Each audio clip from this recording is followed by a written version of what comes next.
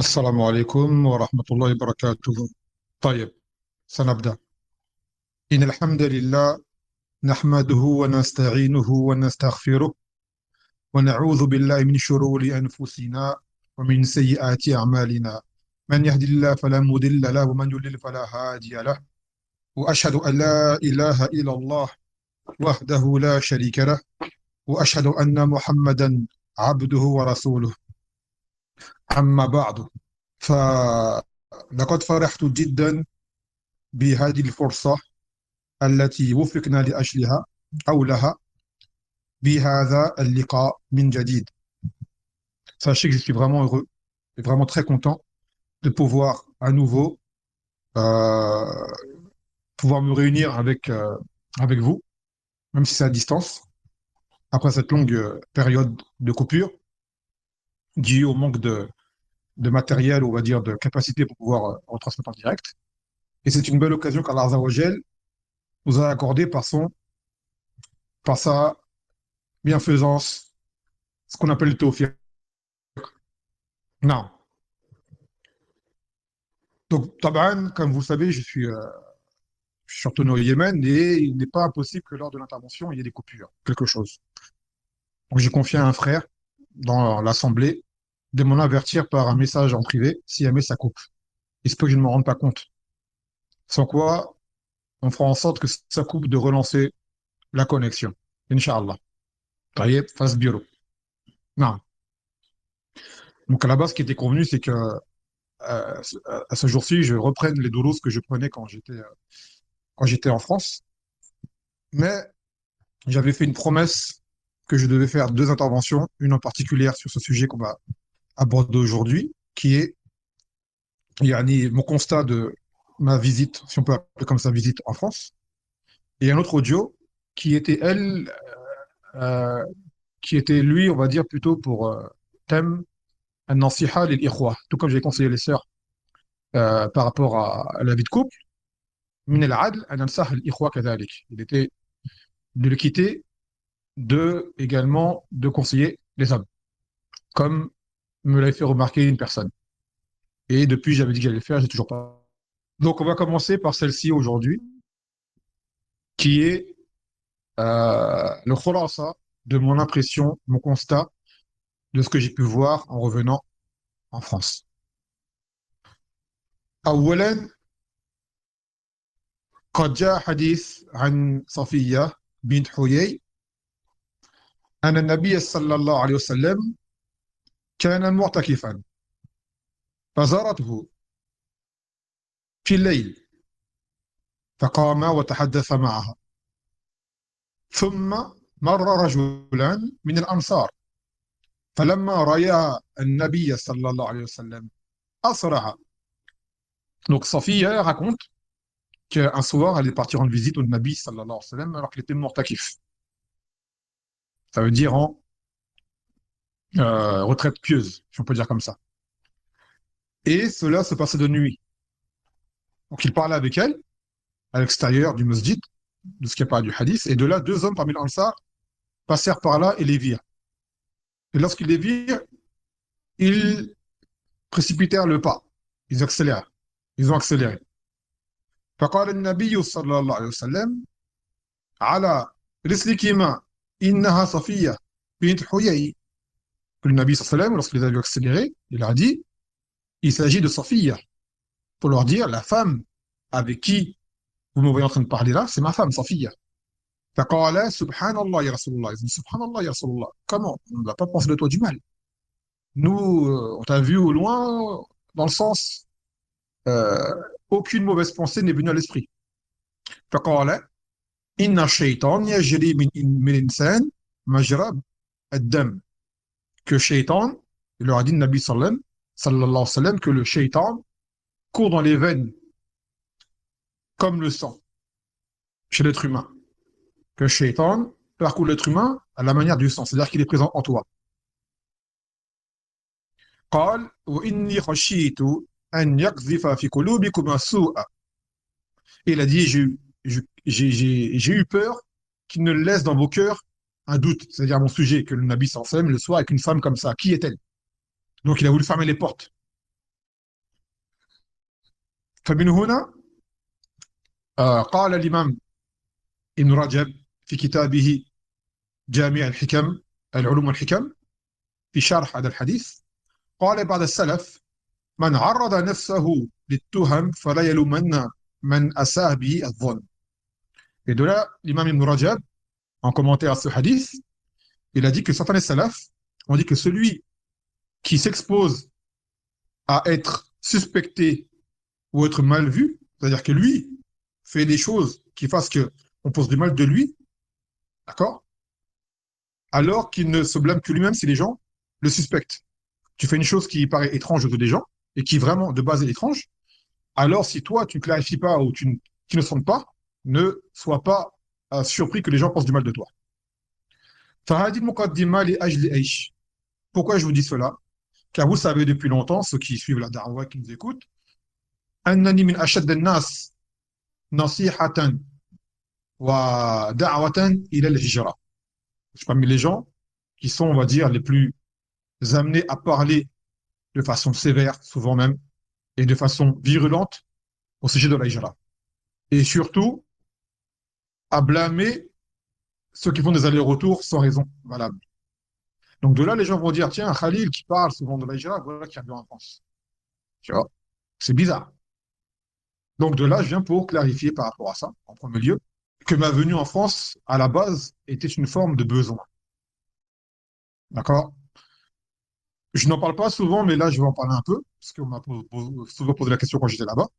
Donc maintenant, ça va se dire, ça va se répéter, que, en fait, la France, je l'ai quittée depuis 2005. Bifadlahi ta'ala wahda. D'accord? Depuis 2005, début 2005, j'ai quitté la France et je ne suis jamais retourné. Bifadlahi ta'ala. Et je me suis retrouvé au Yémen, et comme vous savez, avec les circonstances qui sont passées, il n'y a plus d'ambassade. Et mon passeport est périmé depuis bien longtemps, depuis 2014. Ça fait 8, 9 ans que mon passeport est périmé. Donc je ne peux pas sortir du pays, je ne peux rien faire. Même mes enfants n'ont même pas de passeport. Nous sommes tous dans le même, on va dire les anciens qui étaient au Yémen, on est tous dans cette situation-là.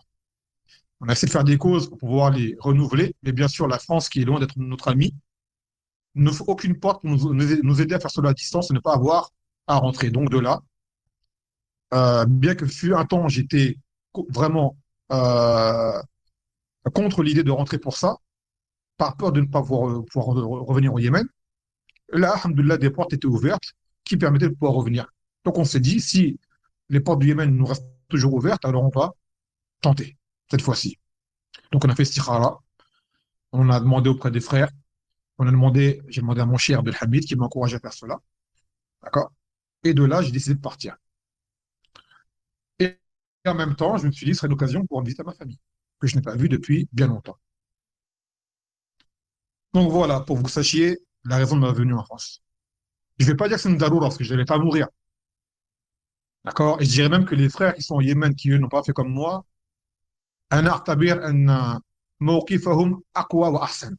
que les frères qui sont encore au Yémen, qui ne veulent pas venir, je considère que leur position elle est plus forte que la mienne. Ce que j'ai fait, c'est permis. Mais ceux qui restent ici, qui patientent, qui ne veulent vraiment pas rentrer et attendent qu'une autre issue favorable leur parvienne, sont les meilleurs pour eux. Mais moi, j'ai décidé de venir. À savoir qu'avant que je vienne, j'avais fait des rêves qui étaient vraiment très, très interpellants. Et j'ai senti au moins que j'allais retourner en France. Donc je me suis dit, Allah wara dhalika khayra wa hikmatan. Il se peut que derrière cela, il y ait un bien et une hikmah. Bien qu'au fond de moi, je ne voulais pas. Donc sachez que pour la sortie du Yémen pour rentrer en France, cela a été une aventure incroyable. Enfin, incroyable. C'était vraiment pas une mince affaire. Étant donné que mon passeport était périmé, en plus un passeport de paria, vraiment, qui date de 2014, c'est les anciens modèles, avec les photos collées, c'est pas des biométriques, c'est des vieux passeports.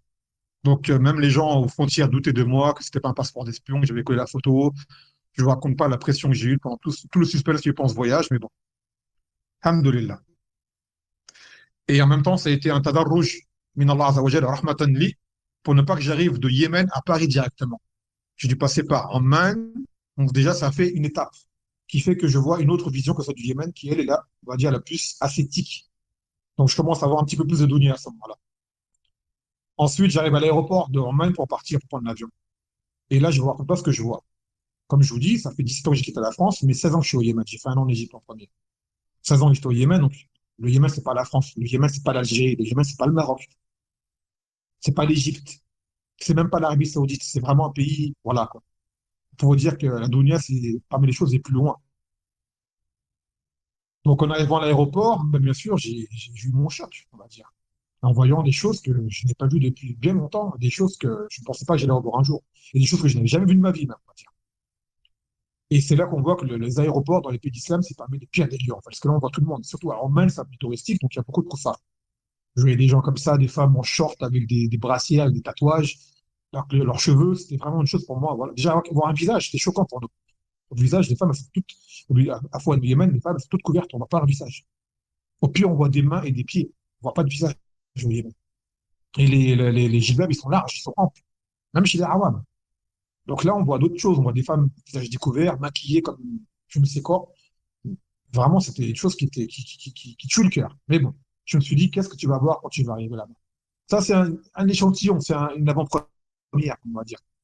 Donc, le voyage s'est fait, j'ai pris l'avion, ce qui me faisait étrange dans l'avion, d'entendre des gens qui parlent en français partout autour de moi. Mais bon, voilà.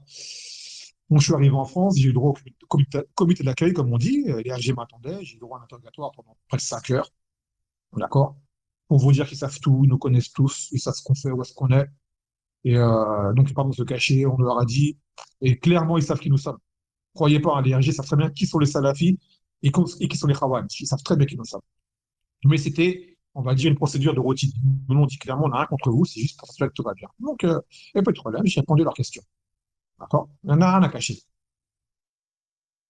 Et donc, ensuite, je suis sorti de l'aéroport. Il faisait nuit, donc, alhamdoulilah, c'était un tarfik d'Allah Azza wa Jal, il faisait nuit. Donc, j'ai pas pris une gifle tout de suite. De là, ma famille sont venus me chercher, ma mère, ma sœur. Ma mère était déjà venue en visite à Sanaa en 2014. Ma sœur, je n'ai pas, ma grande sœur, je ne l'ai pas vue depuis que j'ai quitté la France. Je ne l'avais jamais revue depuis, donc c'était vraiment une rencontre très émouvante. Ça reste des koufars, mais ça reste ma famille. Non. Donc voilà. Et malgré tout, souvent les gens posent la question, il y a Khalil, qu'est-ce que tu as ressenti en arrivant? Je dis, ben, aussi surprenant que cela puisse paraître, j'ai eu un double effet. Un du choc, et en même temps, une forme de retrouvaille. En arrivant là-bas, j'ai fait, on peut dire ce qu'on veut, je dis, mais en fait, je retourne en France et on a beau partir des années, c'est mon pays natal, je le reconnais. Je reconnais mon pays, en fait. Tu sens une forme de, physiquement, une forme de sécurité pour dire que là, t'es plus étranger, là, t'es chez toi ici. Au niveau papier, au niveau nationalité, au niveau, t'es chez toi, en fait. Bon, Dini, hein, t'es pas chez toi, mais c'est le pays où tu as grandi, où tu es né, que tu connais, que les gens te connaissent, t'as pas de justifié ici.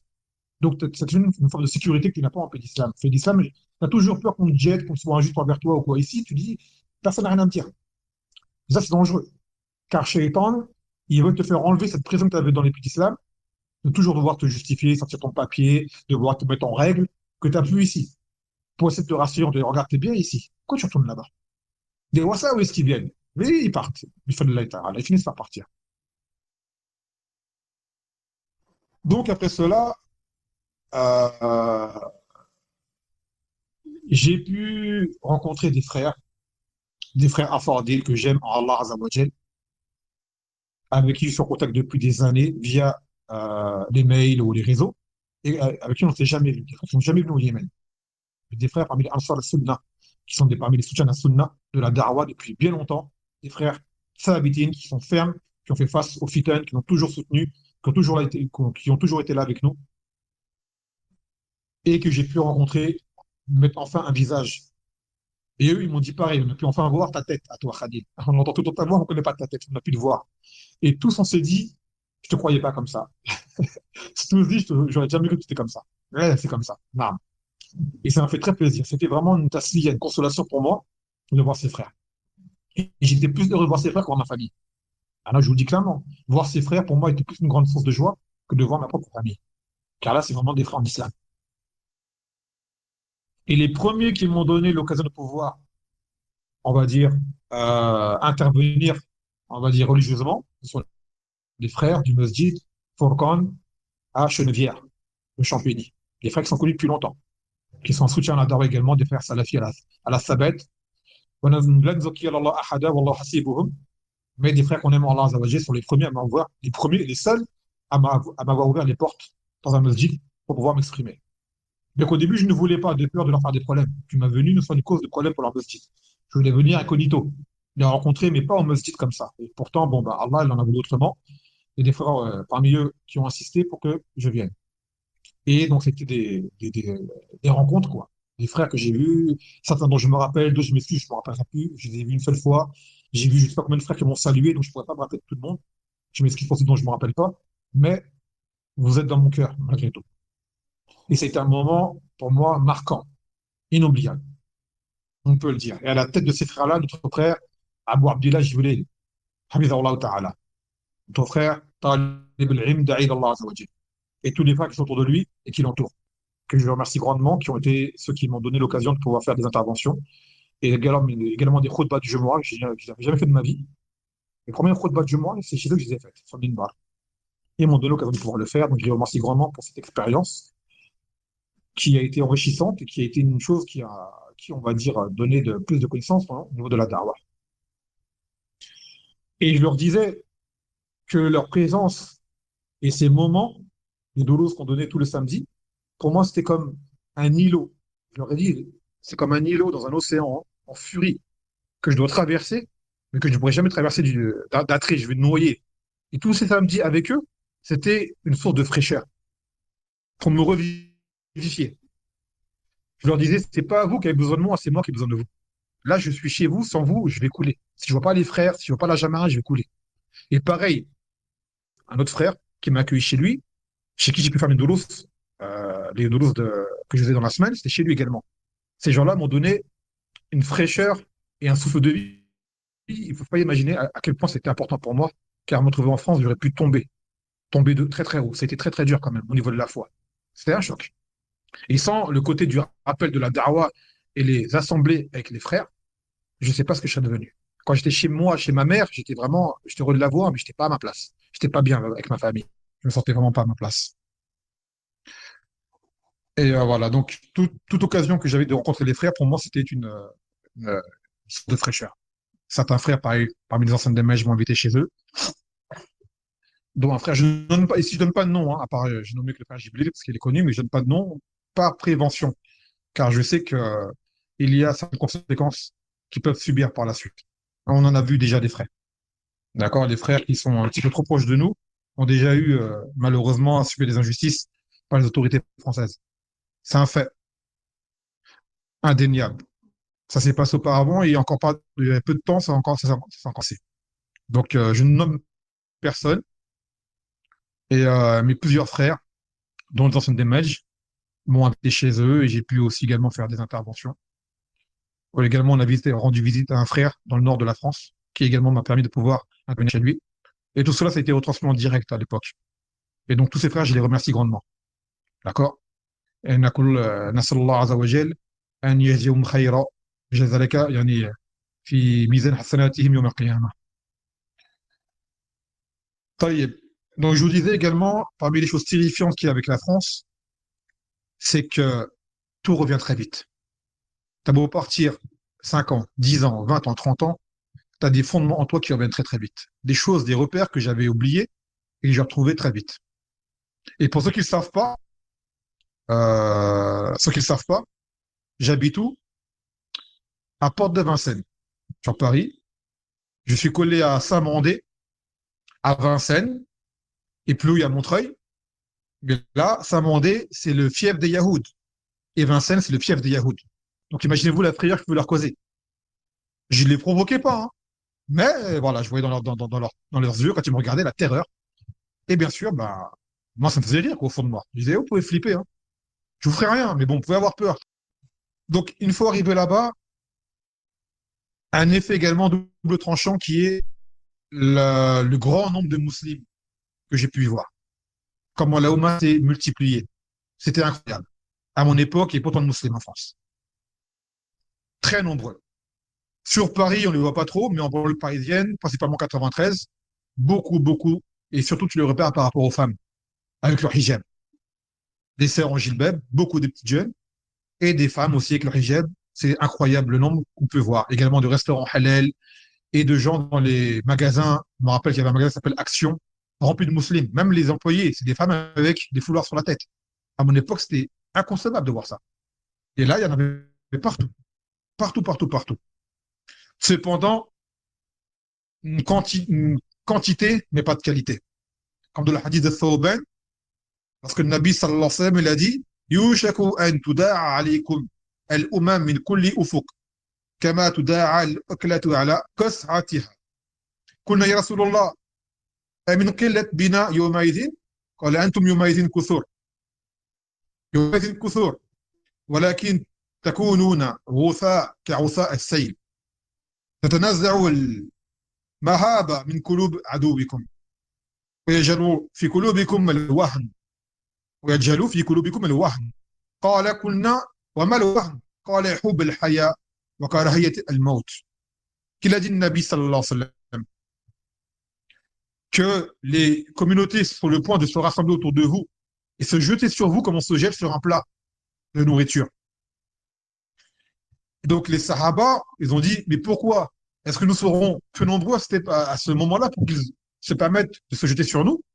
Il a dit non, au contraire, vous serez très nombreux, très très nombreux. Mais votre multitude ne sera qu'à l'équivalent de l'écume d'un torrent. C'est-à-dire qu'une quantité qui n'a pas de valeur en réalité. Et que Allah Azzawajal va enlever la peur que vous pouvez inspirer. Allah Azzawajal va l'ôter des cœurs de vos ennemis. C'est-à-dire que vos ennemis n'auront plus peur de vous. Et qu'il mettra dans vos cœurs le wahn. Ils ont dit, c'est quoi le wahn? Il a dit, c'est l'amour de la dunya et la peur de la mort. On va pas dire la peur, mais détester la mort. Et ça, je l'ai vu clairement là-bas. Les gens sont très nombreux, mais accrochés à la dunya à un niveau incroyable. Une quantité qui est inutile car les koufars font ce qu'ils ont à faire. Bien que cette quantité les inquiète. Car dans cette quantité, il y a un groupe de qualité qui existe également. Dans cette quantité, c'est comme un fruit. Tu as la chair du fruit, et au milieu, tu as le noyau. Ce noyau, il est là. Il y a des frères salafis qui sont là en France, et des sœurs salafiyates qui sont là en France. Et ils voient que ces gens-là également sont un peu plus nombreux qu'avant. Et qu'ils ont un impact, mine de rien. Donc ces gens-là, ils font peur. Les salafis font peur aux koufars. Concrètement. Mais cet amour de la dunya, il est incroyable. Il est incroyable. C'est un mode de vie essentiellement basé sur le confort matériel. Pour beaucoup d'entre eux, de ce que j'ai vu, la religion, c'est devenu comme une chose secondaire, voire même optionnelle. On dirait que c'est j'adore Allah quand j'en ai le temps, ou si ça ne m'empêche pas de gagner ma vie, ou quand je suis motivé. On dirait que c'est la religion, mais après. Chez beaucoup, c'est l'impression qu'ils nous donnent. Quand tu parles de religion, oui, mais. On dirait le travail, c'est plus important. Gagner sa vie, c'est plus important. Éduquer les enfants, selon leur conception des choses, c'est plus important.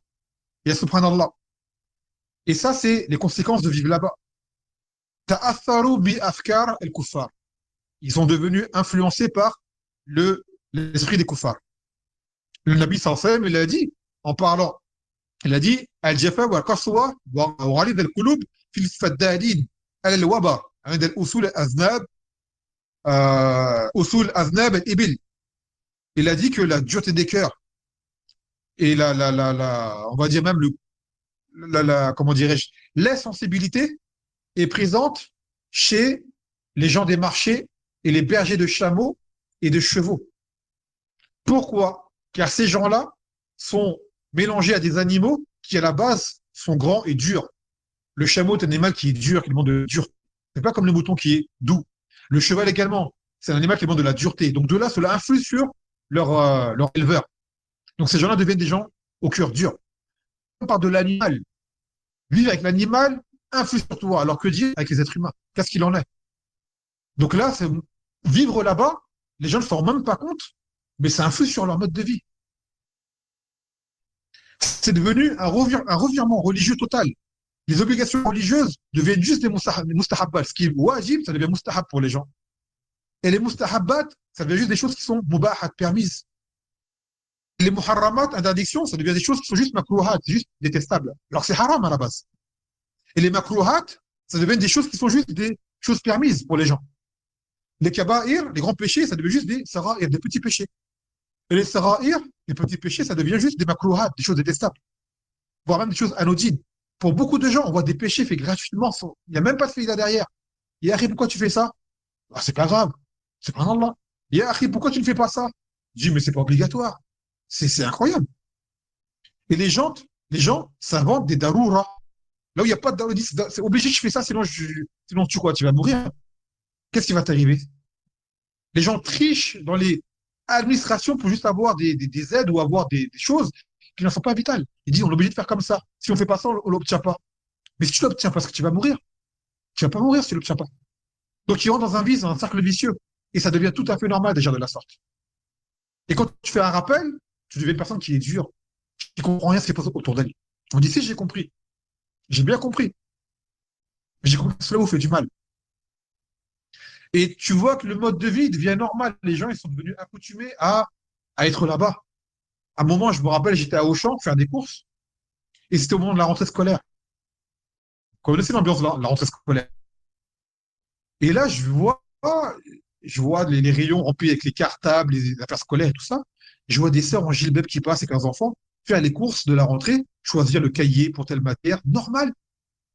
Et l'enfant, il est tout content, et j'ai besoin de ça pour les maths, j'ai besoin de ça. Je dis, subhanallah, ils sont en train de faire des courses pour la rentrée scolaire pour préparer leurs enfants à aller être éduqués chez les koufars, et ça ne leur fait rien, c'est normal. Tu pourrais dire, ils sont tristes, ils sont dégoûtés. Non, tu les vois, ça rappelle moi quand j'étais petit, j'allais à la rentrée scolaire, j'étais content d'aller avoir de nouveaux matériels, nouveaux stylos, nouveaux cartables, nouveaux cahiers. On était content. Et ben, je voyais chez les frères, les musulmans, le même sentiment qui apparaissait. Je me dis, c'est vraiment là, ils ne se rendent pas compte. Là, tu es en train d'acheter des choses pour mettre ton enfant à l'école chez les koufars, où ils vont le dénaturer et l'apprendre à devenir un kafir. Et toi, tu es là, ça ne te fait rien. Tu es insensible. Subhanallah. Et là, je ne parle pas de femmes mutabarijat, je parle de sœurs en gilbeb. En gilbeb. Je disais, vraiment, on vient d'un autre monde. On vient d'ailleurs. Et quand tu fais une carrière munkar, tu passes pour une personne qui est dure. Quand tu évoques une question, quand des frères divergent sur une chose, sur un même dalil, ou un verset, qui à la base, ici au Yémen, le verset, ça fait aller. Le dalil, ça fait aller. Non. Là-bas, tu vois les frères, ils polémiquent, ils débattent. Oui, mais il y a une divergence. Alors, tu as un dalil clair. C'est vraiment là. Vaut mieux se taire. Vaut mieux se taire. Des sujets qui sont clairs et évidents, là-bas, ça devient incompris par beaucoup de frères. Et je parle de frères affiliés à la sunna, qui connaissent les ulama. Mais ça ne rentre pas dans leur tête. Car les cœurs sont endurcis et il y a trop de péchés. Et ça empêche de comprendre la religion. Ce pays, Wallah, il détruit ton Yémen à petit feu. La nature saine islamique, elle est complètement dénaturée. Mais pour comment tu vas te rendre compte? Pour que tu sortes, pour que tu te rendes compte, tu vis ailleurs. Pour te dire, en fait, j'étais dans un monde de fou. C'est comme comparer un animal en captivité et un animal qui est lui, qui vit à l'état sauvage. Les deux ne sont pas les mêmes. Et pourtant, l'animal en captivité, le jour où tu veux le libérer, ben, il est incapable de se débrouiller tout seul, il va dans sa cage. Parce qu'il est habitué à être nourri. Et quand les gens voient l'animal sauvage, ils disent, oh, c'est un sauvage. Non, lui, c'est l'animal de base, l'animal comme ça. Celui qui est en captivité, il est tout faible, il est tout frêle, il est malade, il n'est pas sur la nature d'animal que tu devrais le voir. Le lion que tu vois en cage là, c'est pas un lion qui est dans la savane, ils n'ont rien à voir les deux. L'éléphant que tu vois là, c'est pas l'éléphant que tu verras dans la savane. Ils n'ont rien à voir. Et ben nous, c'est pareil, quand tu vois un musulman qui est dans ces pays-là, et un autre musulman qui est dans un pays où il y a des savants, où il y a une darwa, ils ne sont pas les mêmes. Alors là, je vous le dis, c'est pas en exagérant, ce ne sont pas les mêmes. C'est pas la même chose. Mais quand on évoque ça aux gens, on en fait trop, on exagère. On dit non, votre vision elle a été dénaturée, vous ne vous rendez plus compte, malheureusement. Vous ne vous rendez plus compte de ce qu'on vous dit. Et voilà, je vous dis, les frères, il y a beaucoup de choses sur lesquelles je me taisais là-bas, pour ne pas faire fuir les gens, par sagesse. Mais croyez-moi, c'était vraiment, ça aurait été interminable. Même moi, je n'aurais pas eu la capacité de pouvoir réprimander le blâmable. C'était un niveau incroyable. Et à force de se taire, on se sent coupable. Je me dis, ya Khalil, t'es là, t'as une cale de mon quart devant toi, tu te tais. Tu dis rien. Alors tu voudrais parler à ce moment-là. Et pourtant, je dis, si je parle, eh ben, les gens, ils vont se sauver. Et je me disais, ben, moi, en me taisant, je prends des péchés avec eux. Je devrais parler. Ils vont pas supporter d'entendre ce qu'ils vont entendre. Mais moi, je vais pas supporter de me retrouver tout seul, là-bas, sans mes frères. Ça serait pas possible. Donc, je me taisais sur beaucoup de choses. Beaucoup de choses. Et je demandais pardon à Allah Azawajal. On se sentait coupable, hein. Tu te sens culpable. Tu te dis, franchement, je suis pas comme au Yémen ici. Au Yémen, je voudrais parler si je peux pas parler ici. Malheureusement. Subhanallah. Donc, je vous dis, ce pays-là, il n'y a pas de baraka dans le temps. C'est un combat pour trouver un masjid face à en Jama'a. Je parle pour nous, les hommes. Trouver un masjid. Si t'as pas, tu connais pas le quartier, ou que t'as pas l'application Mawaqit, t'es perdu. T'es perdu pour trouver la face à en Jama'a. Et je ne parle même pas de la question, la divergence des salawats, des heures des salawats. Vous savez qu'il y avait une grande divergence par rapport aux horaires. Ah, je l'ai vécu, hein.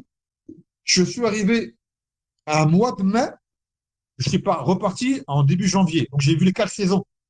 J'ai vu le printemps, j'ai vu l'été, j'ai vu l'automne, j'ai vu l'hiver. Subhanallah. Dans ma tête, j'étais parti pour 2 mois. Je suis resté que 2 mois là-bas. Et là, subhanallah, j'ai fait 8 mois. Pas de ma faute, hein. Mes papiers m'ont bloqué. Mon passeport a mis 7 mois à sortir, ainsi que ma carte d'identité. Et je vous dis, vous savez, mon aventure, les femmes me connaissent, c'était comme un film d'espionnage avec la police. Je vous raconte même pas ici, il faut pas vous dire. Vraiment, j'étais traqué, j'étais filé. Comme un criminel. Mais un criminel à qui on ne peut faire de reproche car il n'a pas commis de crime. Voilà quoi. J'ai dû faire appel à un avocat pour avoir mon droit, au final. Dès que j'ai eu l'avocat, allez, en 2 jours, j'ai vu des résultats arriver. Mais bon, pour vous dire que c'était incroyable. Subhanallah. Mais je vous dis, ce pays-là, tout est fait pour oublier Allah ce qu'on en parle. Tout est fait pour oublier Ittiba al-Nabi sallallahu alayhi wa sallam. Pour que tu oublies le suivi du prophète sallallahu alayhi wa sallam. Tout est fait pour te faire perdre l'exemple des Sahaba. Wallah, tu vas entendre khutbah, Jumu'ah, l'imam va te parler des Sahaba, tu vas dire Allah Akbar, tu vas être impressionné. Tu sors de la khutbah, c'est qui compare Messi, Ronaldo ou Fulan et Fulan. Allez, c'est fini. Ou l'influenceur Intel, ou le sportif Intel. Voilà, c'est fini. Le Sahabi, c'était pendant 2 minutes pendant la khutbah, sur la khutbah, c'est fini. Il n'existe plus le Sahabi. On parle de qui? On parle des gens de la télévision. Parmi les foussards, parmi les koufars, parmi les gens qui sont vraiment des références d'échecs en ce bas monde. Références d'échecs. Des gens, justement, il faut les prendre comme référence pour faire le contraire. S'ils vont à droite, tu vas à gauche. S'ils vont en haut, tu vas en bas. Si ça se voit, tu te lèves. Non, ils font comme eux. C'est incroyable. Tout est fait pour que tu oublies. Les publicités dans les rues, dans les magasins, tu rentres, la musique que tu entends. Il n'y a pas de musique au Yémen ou vraiment rare. Des musiques, elles m'ont envoûté là-bas. Des musiques de chanteurs que je n'aimais même pas avant. J'ai écouté leur musique en rentrant dans les magasins, en rentrant dans mon cœur. Je suis subhanallah. Mais il y a de la sorcellerie là-dedans, c'est pas possible. C'était incroyable. Des sensations que je n'ai jamais ressenties auparavant. Et là, tu sens vraiment comment dirais-je, ce côté maléfique. Pourquoi? Car tu es sorti d'ailleurs, tu t'es renaturé, tu reviens, tu sens vraiment le mal. Le côté malfaisant, tu ressens encore plus. Mais quand tu es dedans, tu t'en rends pas compte. C'est normal. C'est normal. Voilà, moi, qui suis un homme, j'étais là-bas, des lieux, je n'osais même pas y rentrer, je voyais des sœurs même qui rentraient, qui rigolaient. Dis-moi, un homme, je ne pas là. Je voyais des sœurs rentrer en groupe normal. Subhanallah. Et tu vois que ça fait rien. Et je me disais, c'est le monde à l'envers. C'est le monde à l'envers. Je me disais, si des gens comme Ronaldo demain venaient à être convertis à l'islam, ils seraient plus écoutés que les savants de la sunna. Croyez-moi bien, hein. Des gens comme Ronaldo et Messi devaient rentrer en islam, les gens les écouteraient plus qu'ils écouteraient le Fawzan ou Ar-Rajihi ou d'autres parmi les ulama. C'est eux qui iront voir en premier lieu. Et la sunna du Nabi Sallam, c'est la sunna à eux. Et on l'a vu, hein, j'ai vécu la Coupe du Monde, c'est là-bas. Les gens étaient comme ensorcelés. Les gens étaient comme ensorcelés. Les frères étaient comme ensorcelés. Et je vous parle de frères affiliés à Sunna. C'était incroyable. C'était vraiment, c'est indescriptible, pas vous dire. Mais malgré cela, pour pas faire qu'une vision que négative et que noire, Allah Azza wa Jalla m'a permis de pouvoir rencontrer également des petits jeunes frères, au cœur réceptif, d'esprit éveillé, qui comprenaient et qui souhaitaient vraiment apprendre et se réformer.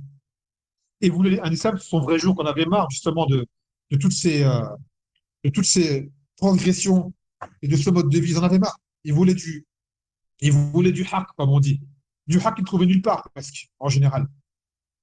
Et tu sentais en eux les fruits de la sincérité, d'ikhlas. Ils n'étaient pas nombreux. Mais même un, en rencontrer un, ça fait plaisir. En rencontrer un, déjà, ça fait plaisir. Et je parle pas des femmes parce que j'ai pas rencontré de femmes, désolé les sœurs. C'est pas pour dénigrer les sœurs. Il devait y avoir des sœurs qui du khayr. Je parlais pas aux femmes. Je parle de frères parce que c'est des frères que j'ai pu rencontrer. Vous voyez? Les sœurs, je parlais pas avec les sœurs. Une fois, je suis dans une maktaba à Blanc-Ménil, avec un frère, chercher des articles. Je rentre, au comptoir, c'est qui? C'est une sœur, en gilbeb, en train de rigoler avec des frères, en train de discuter. C'était ni ses maris, ni ses frères, ni des proches à elle. Ça se voyait, il n'y avait aucune parenté entre eux. Ils discutaient comme nous avons discuté au travail avec les collègues. Ça rigole, normal. J'étais choqué.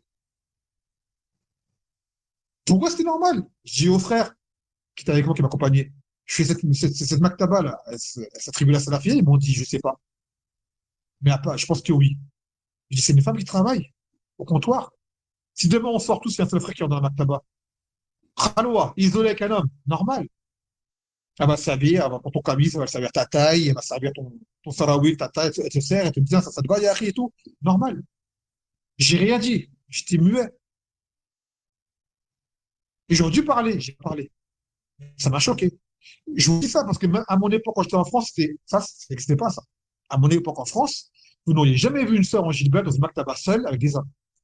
Alors, tu es dans le côté femme ou quoi? Ça, c'était une chose à mon époque, hein. Quand j'étais en France en 2004, tout ça, ça n'existait pas, ça. Ça n'existait pas, ça. J'ai vu aujourd'hui, les gens, ils sont, à mon époque, Wallah, on était moins nombreux. Dès qu'il y avait une conférence, il y avait une intervention, quoi, tous les frères venaient des horizons pour se réunir à la mosquée pour la conférence du frère Intel ou du frère Intel. Tout le monde venait. Il n'y avait pas les réseaux comme maintenant. Il n'y avait pas tout ce qu'il y a comme maintenant comme moyen de communication. Il y avait plus de monde qui était au rassemblement. Aujourd'hui, quasiment personne. Les gens sont tous occupés par la dounia. Les frères, ils ne se voient pas. Des frères dans un même quartier, ils ont. Ah, Glenn, tu l'as vu? Non, ça fait 2 mois que je ne l'ai pas vu. Il y a un pâté de maison qui les sépare. Ils ne se voient pas. Tout le monde est occupé par la dounia. Il n'y a pas de visite entre les frères. Il n'y a rien. Et ça tue la foi. Au Yémen, on n'est pas habitué à ça au Yémen. Wallah, je vous le dis, on n'est pas habitué à ce mode de vie. Subhanallah.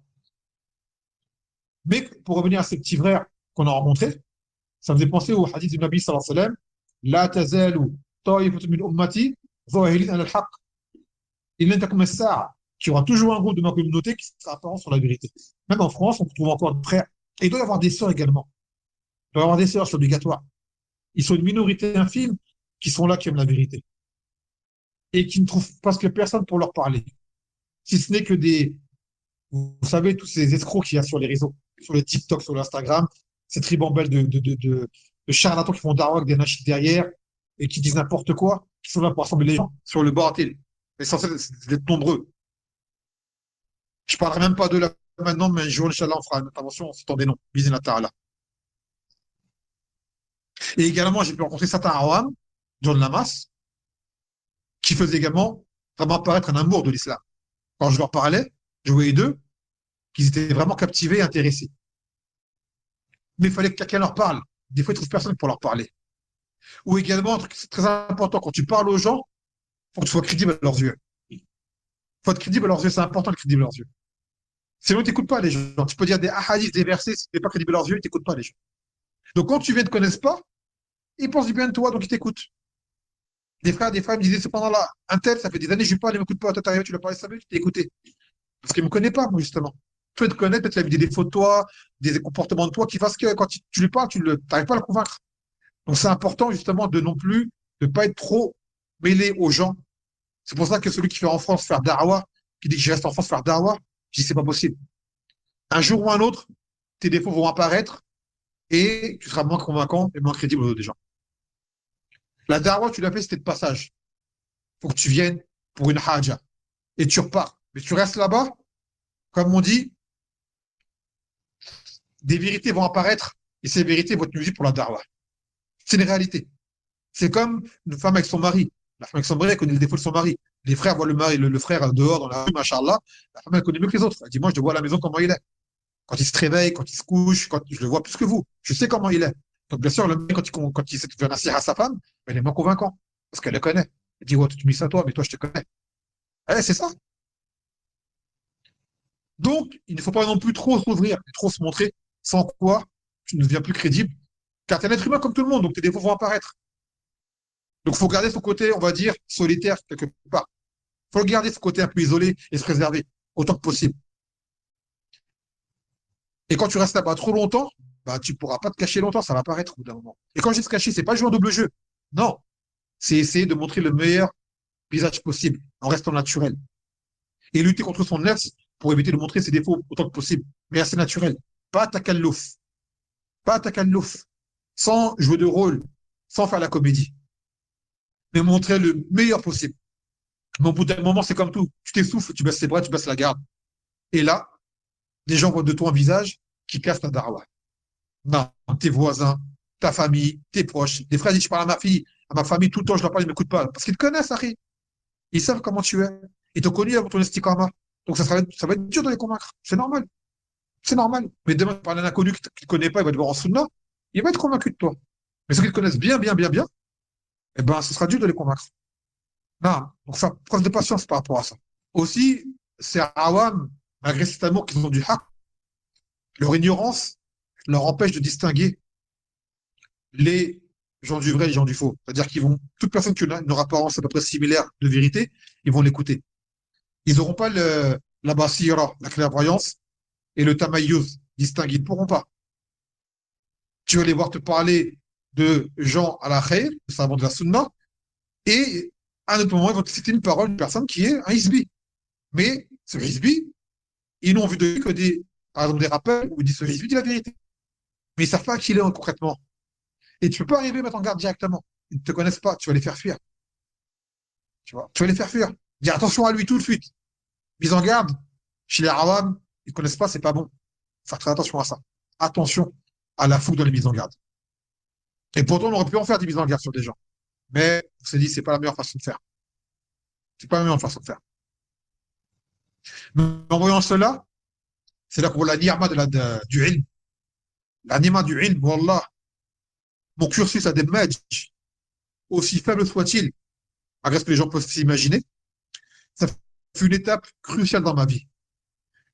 Tous mes enseignants, et à leur tête, Cheikh Yahya El-Hadjouli, qui est le cheikh des machères au Yémen, d'accord, ont été des gens qui, qui ont changé ma vie. Je ne peux que les remercier. Je ne peux que les remercier. Tous mes machères au Yémen, mon cher Yahya, mon cher Abdelhamid actuellement, mon cher Abou Bilal, cher Jumouan Lahmar, cher Abou Amr, tous, cher Mohamed Badjamel, des gens qui m'ont conseillé grandement, qui m'ont été exemplaires dans plein de situations, des gens qui sont uniques et que beaucoup de gens négligent et négligent, qu'ils ne connaissent pas. Connaître ces gens et les fréquenter m'a été important pour comprendre beaucoup de choses et qui apparaissent une fois qu'on arrive en France. Ça apparaît vraiment là, les fruits. C'est pour cela que je me battrai tant que Allah Azawajal me permettra de les défendre pour le haq qu'ils portent et pour les remercier. Et si ce n'est pas moi et les frères qui ont étudié là-bas, qui vont pas jouer leur ilm, qui c'est qui va le faire? Les gens ne connaissent pas les machins du Yémen. Très peu. Pourtant, il faut qu'ils les connaissent. Il faut les connaître. Et Inch'Allah, on fera les efforts pour les faire connaître du mieux qu'on peut. Car il y a un ilm qui existe que les gens ignorent. Des nasaïr qui existent que les gens ignorent. Des douros qui existent que les gens ignorent. Des rappels qui existent que les gens ignorent. Pourquoi? Car ces gens-là, ils ont été salis et lésés. Et si ce n'est pas nous qui les avons côtoyés et qui les connaissons, qui font connaître cela aux gens aux francophones, qui c'est qui va le faire? Personne. Regarde sur les réseaux. Personne ne parle d'eux. On ne dénigre pas les savants de la sunna. Mais il y en a d'autres, il ne faut pas les oublier non plus. Il faut parler d'eux également, les faire connaître. Que les gens puissent se rendre compte qu'il y a une dawa qui existe de distinction et de conseils sincères. Et ça, je m'engage auprès d'Allah Azawajal à tenter de la propager autant que possible. C'est pas le ta'assob, c'est du shukr. C'est pas du fanatisme, c'est du remerciement. Je remercie Allah Azawajal qui m'a mis sur le chemin de ces gens-là, et en même temps, je remercie ces gens-là. Car beaucoup de ulama, leur science a disparu et été méconnue du fait que leurs élèves ne l'ont pas propagée.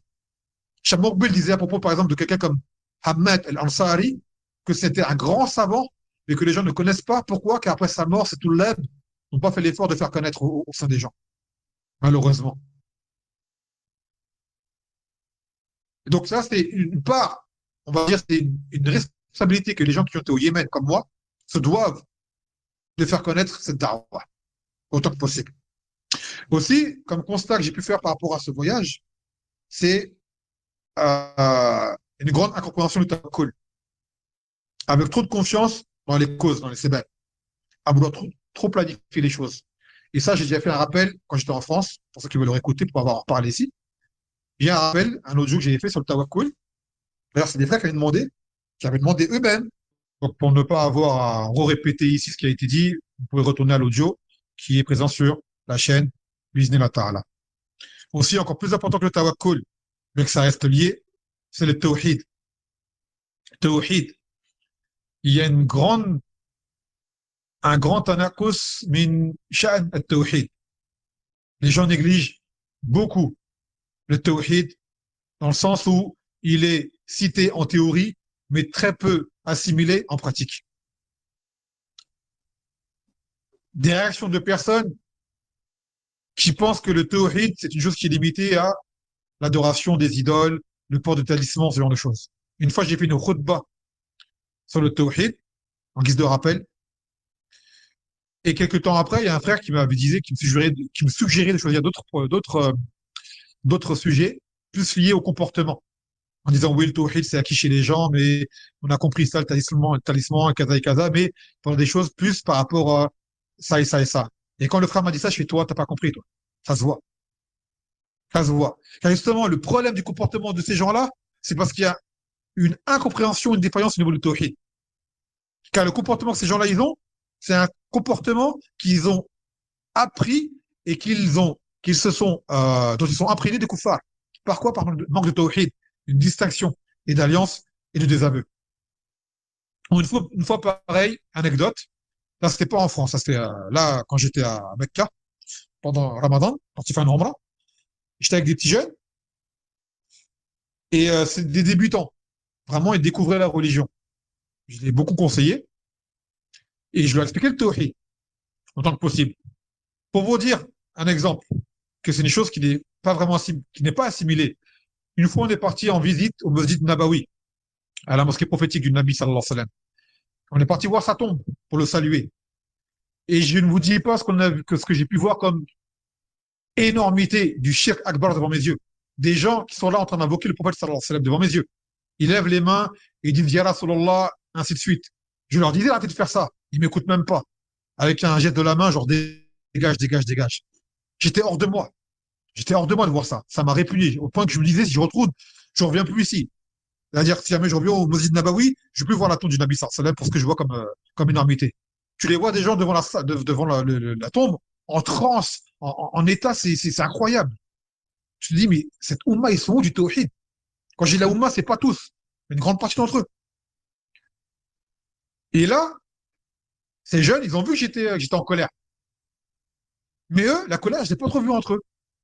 Ça les a surpris, mais sans plus. Je leur dis, si ce que vous avez vu là, que cet effet-là, c'est que vous n'avez pas compris le tawhid. Et quelques jours plus tard, on rentrait pour aller retourner à Mecca. On s'arrêtait dans des boutiques, dans des magasins pour manger. Et là, les gens les bousculaient dans le magasin. C'était la ruée pour rompre le jeûne. Ils ont vu un comportement qui était outrancier de la part des gens. Et ça les a énervés. Ils étaient vraiment hors d'eux, les frères. Je dis, ben non, cette colère-là que vous avez aujourd'hui, là, c'est hier que vous auriez dû la voir. Devant la tour du Nabi sallallahu alayhi wa sallam. Pas maintenant.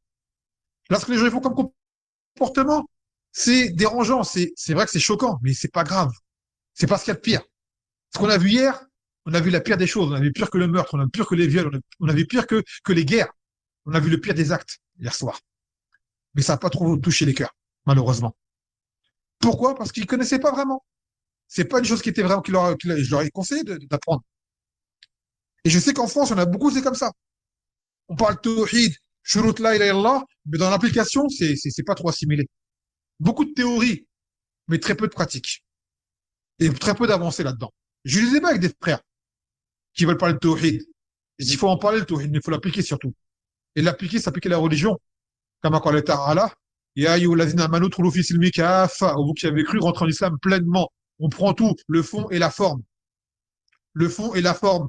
La ilaha illallah, ça implique des actes derrière. Ça implique des actes derrière. Ne pas s'arrêter au tawhid, c'est essentiel. C'est essentiel. Le tawhid, ça amène à des résultats également derrière. Mais en France, tu vas pas aller loin. Tu vas être limité dans ton champ d'action. Et aussi, à ma grande tristesse, beaucoup d'histoires de divorce. En étant là-bas, j'ai vu seulement un frère, parmi des frères qui sont allés faire la sunna, se marier. Alhamdoulilah. j'ai pu être celui qui les a mariés. Mais combien de frères me parlent de divorce? Divorce, divorce, divorce, divorce. Ça fait mal au cœur. Trop de divorces. Les couples ne tiennent pas là-bas. Très peu. Ya subhanallah. Et aussi important, quand j'étais là-bas, les gens me disaient que j'étais un imam. Je dis, je suis pas un imam, les frères. J'ai pas de masjid. Je suis pas un imam. J'essaie d'appeler Allah Azza wa Jalla, je suis pas un imam. J'ai marié des gens parce qu'ils m'ont demandé de le faire pour leur rendre service. Je leur ai dit à la base, ce que je fais là, j'ai pas à le faire. C'est le wali qui marie sa fille ou sa sœur. C'est pas à moi de venir et de faire le acte pour vous.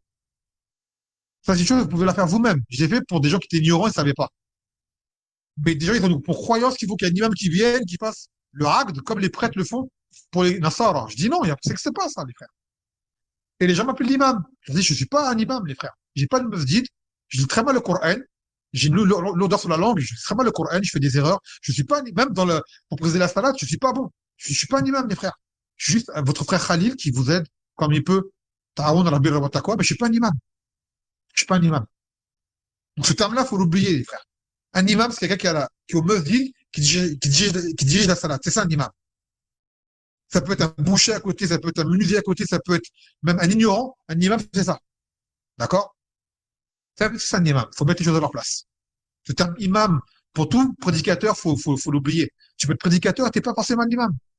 Tout comme tu peux être un imam, sans pour autant être une personne qui fait les doulous, ou qui fait même des khutbahs. Tu peux avoir un masjid, l'imam de la salat, c'est pas lui qui fait les khutbahs du Jumu'ah, c'est quelqu'un d'autre qui va les faire. Il faut bien mettre les choses à leur place et dans leur contexte.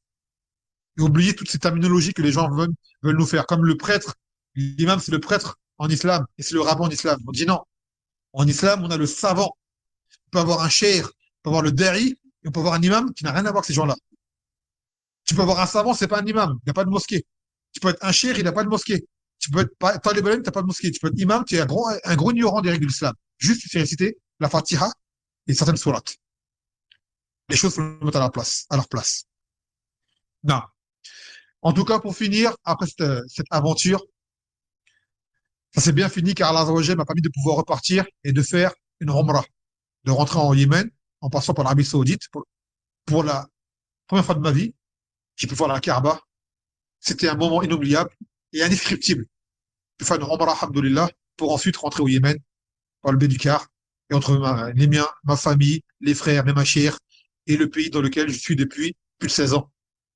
Mais aussi retrouver en revenant des choses que j'avais oubliées. Alors là, le manque de confort, quand tu sors de la France, tu passes par la Saoudite, t'arrives au Yémen, tu prends des claques aussi. Oui, ça c'est vrai. Les routes commencent à éclater, le comportement de certains Arabes, le car que j'ai pris, la chaleur, les coupures de courant. Quand j'étais en France, les gens ils ont ce qu'ils appellent la canicule pendant quelques jours. Cette canicule, c'est notre été au Yémen pendant 3 ou 4 mois. C'est ça qu'on a comme climat. Et pire encore.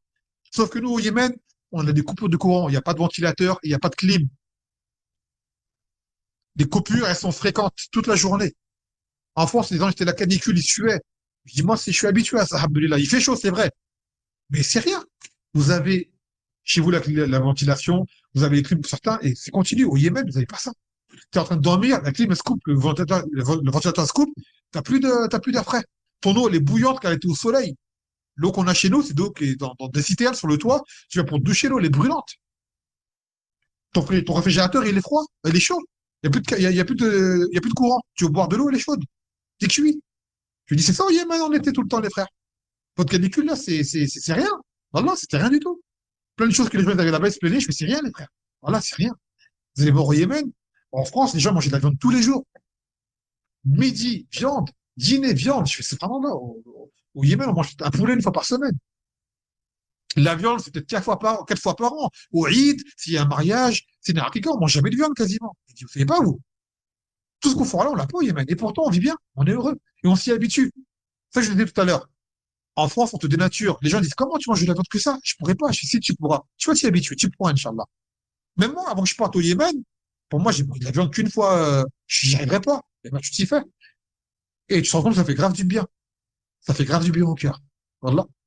Mais bon, c'était une parenthèse. Donc voilà, en gros, un récit. J'aurais pu raconter beaucoup de choses que j'ai oubliées sur le moment, des gens que j'ai oubliés. Mais pourtant, ça a été une expérience et une aventure. Et surtout, malgré le mal que j'y ai vu, qui était plus grand, j'ai pu en faire des belles rencontres. avec des bonnes personnes. Et j'espère pouvoir avoir été utile pour pas mal de gens. Donc voilà. Et donc à partir de là, il reste encore une conférence à faire. Et le reste, on reprendra les doulos qu'on avait commencé en France. Bismillah ta'ala. D'accord? فنكتفي بهذا القدر فسبحانك وبحمدك لا إله إلا أنت أستغفرك وأتوب إليك